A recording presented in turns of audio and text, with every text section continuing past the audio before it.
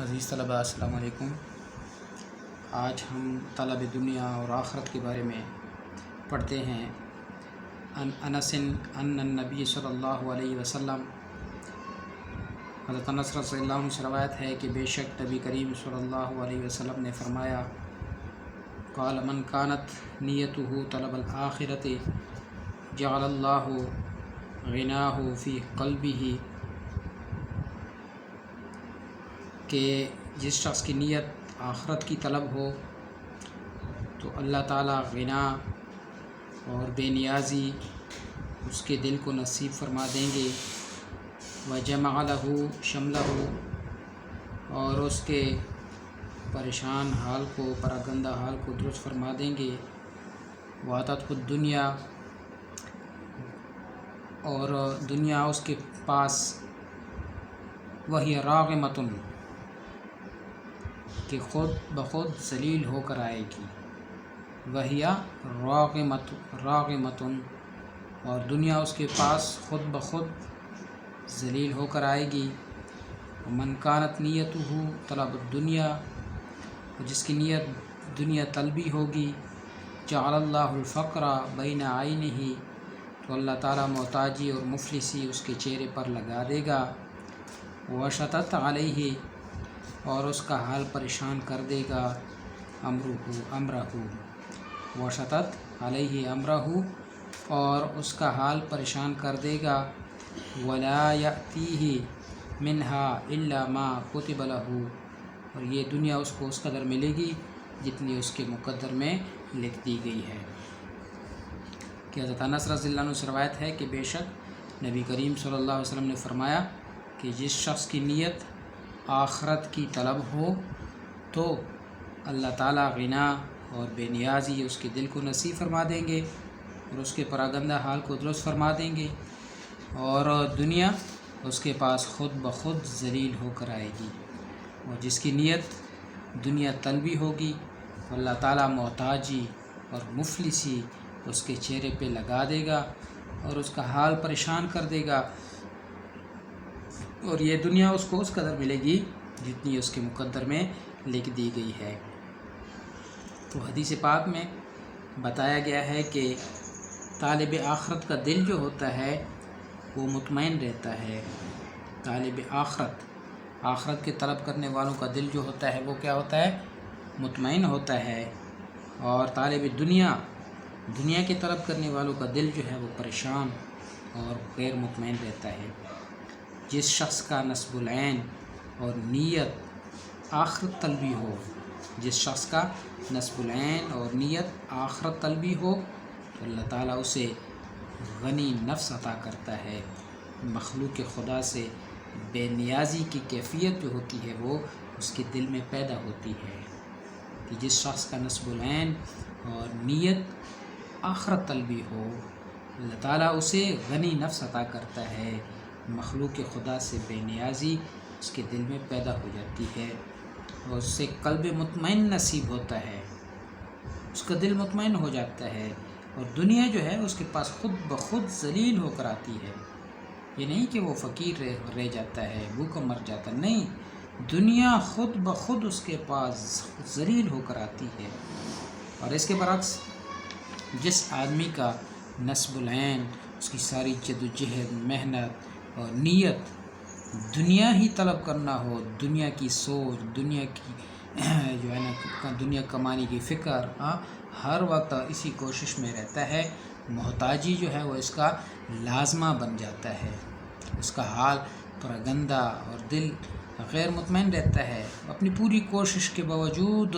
بھی اسے دنیا کتنی ملتی ہے؟ اتنی ہی ملتی ہے جو اس کے مقدر میں ہوتی ہے، اس سے زیادہ اس کو دنیا مل نہیں سکتی۔ دن رات لگا رہے دنیا کی کمانے کی سوچ، فکر، کوشش، لیکن دنیا اس کو اتنی ہی ملے گی جو اس کے مقدر میں ہے۔ اسی طرح جو بندہ آخرت پر یقین رکھے ہوئے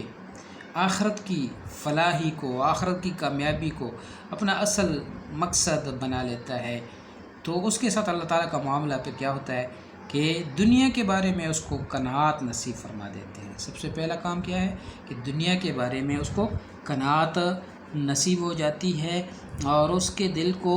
طمانینت نصیب ہو جاتی ہے، مطمئن ہو جاتا ہے، پریشانیاں اس کے دل سے نکل جاتی ہیں، اور دنیا میں جو کچھ اس کے مقدر میں ہوتا ہے وہ کسی نہ کسی راستے اس کے پاس آ ہی جاتا ہے، کہ جو اس کے مقدر میں دنیا ہے وہ اس سے چھپ نہیں سکتا، وہ دنیا، وہ مال و دولت جو اس کے مقدر میں ہے کسی نہ کسی راستے اس کے پاس آ ہی جاتا ہے۔ اور اس کے برعکس جو شخص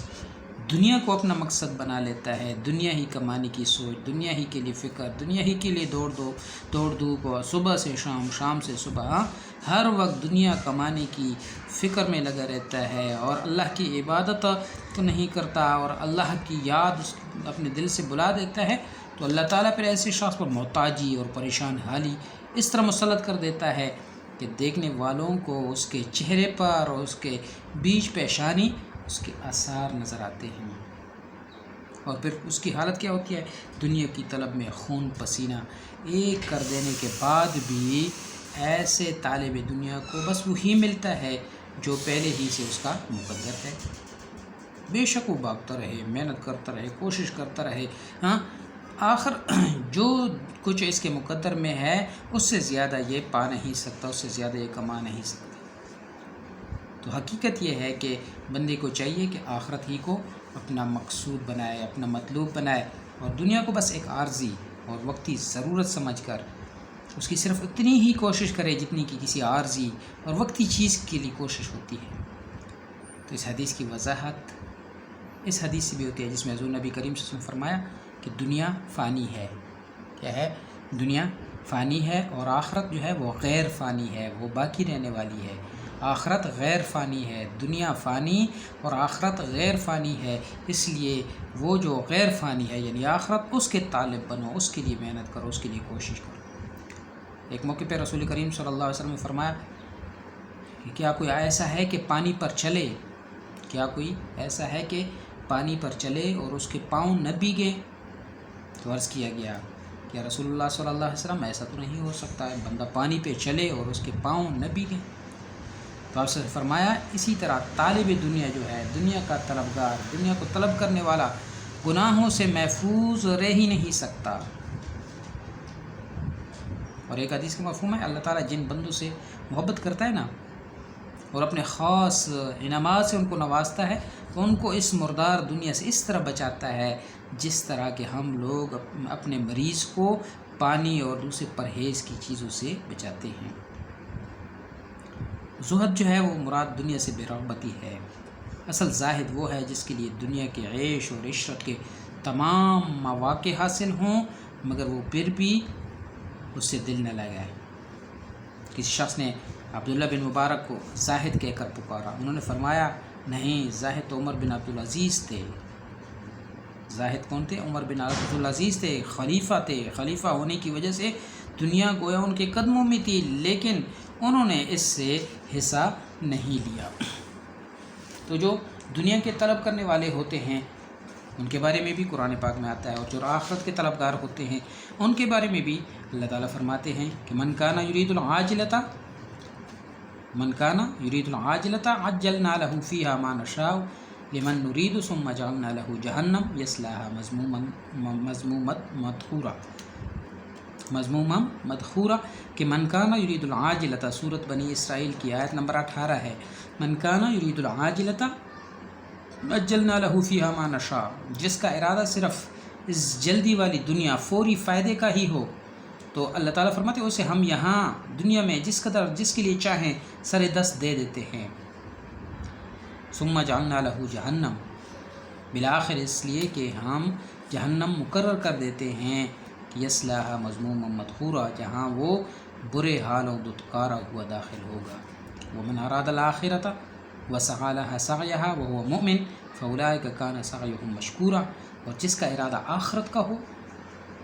اور جیسی کوشش اس کے لیے ہونی چاہیے، آخرت کے لیے جس طرح کی کوشش ہونی چاہیے وہ کرتا بھی ہو اور وہ ایمان بھی رکھتا ہو، وہ با ایمان بھی ہو، بس یہی لوگ فاولئک کان سعیہم مشکورا، یہی لوگ ہیں جن کی کوشش کی اللہ کے ہاں پوری قدردانی کی جائے گی۔ تو ایک طرف دنیا ہے، دنیا کے لیے کوشش ہے، اور ایک ہے آخرت، تو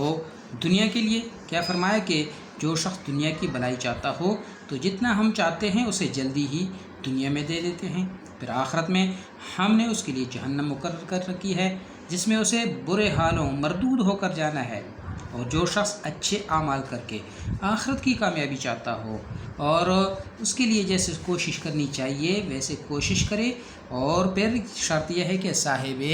ایمان بھی ہو، تو ایسے لوگوں کی کوشش اللہ کے ہاں قبول اور منظور ہوگی۔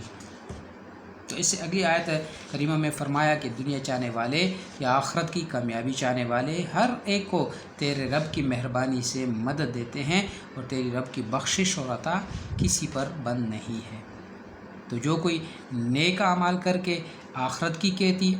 کامیابی چاہتا ہے، اللہ تعالیٰ فرماتے ہیں ہم اس کی کیتی کو اور بڑھا دیتے ہیں، اور جو کوئی دنیا کی کیتی چاہے، دنیا کا مال و متاع، فوائد، دنیا کی کامیابی، تو اللہ تعالیٰ فرماتے ہیں ہم اسے وہی دے دیتے ہیں، لیکن دنیا چاہنے والے شخص کے لیے آخرت کا پھر کچھ حصہ نہیں ہوگا۔ جو دنیا میں چاہتا ہے، دنیا میں کامیابی چاہتا ہے، دنیا کا مال و متاع چاہتا ہے، تو ہم اس کو دنیا میں دے دیتے ہیں، لیکن آخرت میں اس کے لیے پھر کچھ بھی نہیں ہوگا۔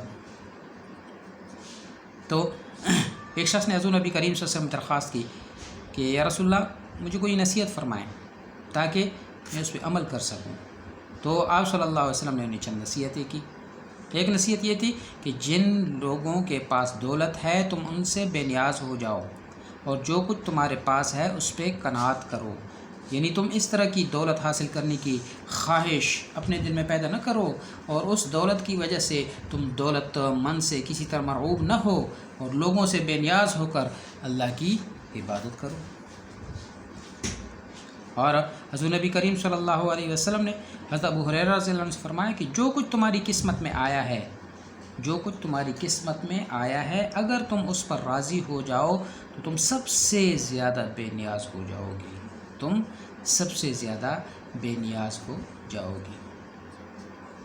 حضور نبی کریم صلی اللہ علیہ وسلم کی خدمت میں ایک شخص حاضر ہوا اور عرض کیا یا رسول اللہ صلی اللہ علیہ وسلم مجھے کوئی ایسا عمل بتائیں کہ میں یہ عمل کروں تو اللہ بھی مجھ سے محبت کرے اور اللہ کے بندے بھی مجھ سے محبت کرے۔ تو آپ صلی اللہ علیہ وسلم نے فرمایا دنیا کی طرف سے اعراض اور بے رخی اختیار کر لو، دنیا کی طرف سے اعراض اور بے رخی اختیار کر لو تو اللہ تعالیٰ تم سے محبت کرنے لگے گا۔ اور جو مال و دولت لوگوں کے پاس ہے اس سے اعراض اور بے رخی اختیار کر لو تو لوگ تم سے محبت کرنے لگیں گے۔ کیا فرمایا کہ دنیا کی طرف سے بے رخی اختیار کر لو تو اللہ تعالیٰ تم سے محبت کرنے لگے گا، اور جو مال و دولت لوگوں کے پاس ہے اس سے اعراض اور بے رخی اختیار کر لو تو لوگ تم سے محبت کرنے لگیں گے۔ تو مال و دولت کی خواہش ایسے شخص کے اعصاب پہ سوار ہو جاتی ہے، اس کے پاس جس قدر بھی دولت اکٹھی ہوتی جاتی ہے اسی قدر اس میں زیادہ حرص اور طمع بڑھتا ہے، اسے کسی مرحلے بھی سکون اور قناعت حاصل نہیں ہوتی۔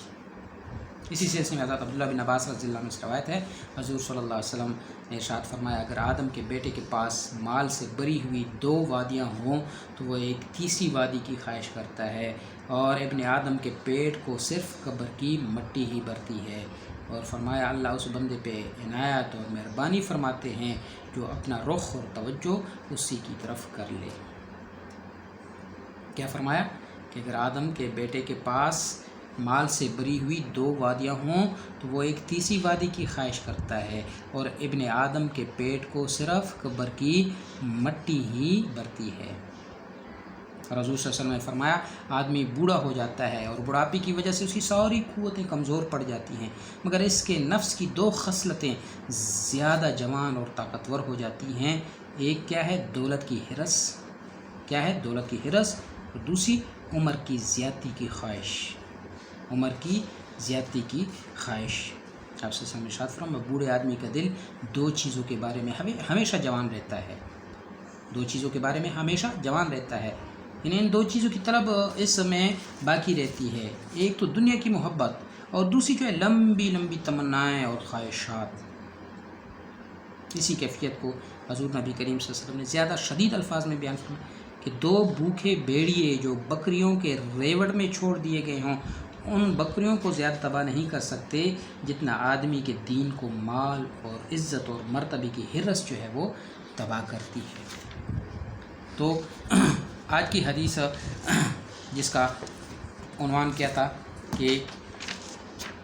طلب دنیا اور آخرت، تو چاہیے کہ ہم آخرت کے طلبگار بنیں، آخرت کے لیے کوشش کریں، دنیا کے لیے ہماری کوشش نہ ہو۔ آخرت کی طلب کریں گے تو دنیا جو مقدر ہے وہ ہمیں ملکی ہی رہے گی، ہاں وہ